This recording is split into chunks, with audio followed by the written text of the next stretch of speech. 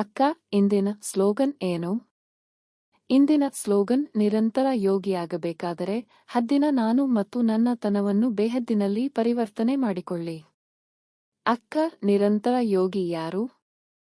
ನಿರಂತರ ಯೋಗಿ ಯಾರೆಂದರೆ ಆತ್ಮಪ್ರಜ್ಞೆ ಮತ್ತು ಧ್ಯಾನದ ಮೂಲಕ ಪರಮಾತ್ಮ ಜೊತೆ ನಿರಂತರ ಸಂಪರ್ಕವನ್ನು ಕಾಯ್ದುಕೊಳ್ಳುವ ವ್ಯಕ್ತಿ.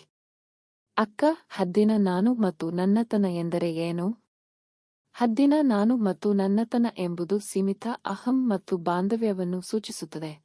ನಾನು ಈ ದೇಹ ಅಥವಾ ಇದು ನನ್ನದು ಎಂಬ ಪರಿಭಾಷೆಯಲ್ಲಿ ಯೋಚಿಸುವುದು, ಉದಾಹರಣೆಗೆ ಕುಟುಂಬ, ಆಸ್ತಿಗಳು, ಪಾತ್ರಗಳು ಇತ್ಯಾದಿ. ಅಕ್ಕ, ಹದ್ದು ಅಂದರೆ ಸೀಮಿತದಿಂದ ಬೇಹದ್ದು ಅಂದರೆ ಅಪರಿಮಿತಕ್ಕೆ ಬದಲಾಗುವುದು ಏಕೆ ಮುಖ್ಯ? ಇದು ಮುಖ್ಯ ಏಕೆಂದರೆ ನಾವು ಅಹಂ ಮತ್ತು ಬಾಂಧವ್ಯಗಳನ್ನು ಮೀರಿ ಹೋದಾಗ ಆಧ್ಯಾತ್ಮಿಕ ಪ್ರಗತಿ ಸಂಭವಿಸುತ್ತದೆ. ಆತ್ಮವಾಗಿ ನಮ್ಮ ಅಪರಿಮಿತ ಗುರುತನ್ನು ಅರಿತುಕೊಳ್ಳುವ ಮೂಲಕ ಮತ್ತು ಎಲ್ಲವನ್ನೂ ಆಧ್ಯಾತ್ಮಿಕ ಜೀವಿಗಳಾಗಿ ನೋಡುವ ಮೂಲಕ ನಾವು ಶಾಂತಿ, ಶುದ್ಧತೆ ಮತ್ತು ಪ್ರೀತಿಯನ್ನು ಬೆಳೆಸಿಕೊಳ್ಳುತ್ತೇವೆ ಮತ್ತು ಪರಮಾತ್ಮನೊಂದಿಗೆ ನಿರಂತರವಾಗಿ ಸಂಪರ್ಕ ಸಾಧಿಸಬಹುದು.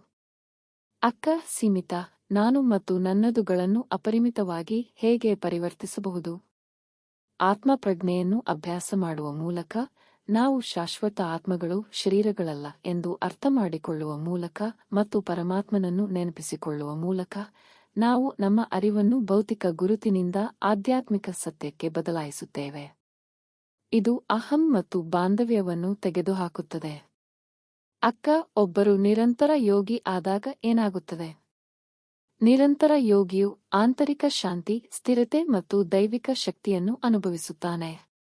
ಅವರ ಕಾರ್ಯಗಳು ಶುದ್ಧವಾಗುತ್ತವೆ ಮತ್ತು ಅವರು ನಿರ್ಲಿಪ್ತ ಆದರೆ ಪ್ರೀತಿಯ ಜೀವನವನ್ನು ನಡೆಸುತ್ತಾರೆ, ಇತರರಿಗೆ ಸಹಾಯ ಮಾಡುತ್ತಾರೆ ಮತ್ತು ಶಿವತಂದೆಯೊಂದಿಗೆ ಸಂಪರ್ಕದಲ್ಲಿರುತ್ತಾರೆ. ಧನ್ಯವಾದ ಅಕ್ಕ, ನನಗೆ ಜೀವನದ ನಿಜವಾದ ಮೌಲ್ಯಗಳನ್ನು ತಿಳಿಸಿದ್ದಕ್ಕಾಗಿ. ಶಿವ ತಂದೆ ನಿಮ್ಮ ಸ್ಮರಣೆ ಮತ್ತು ಶಾಂತಿಯೇ ನಿಜವಾದ ಸಂಪತ್ತು. ಓಂ ಶಾಂತಿ.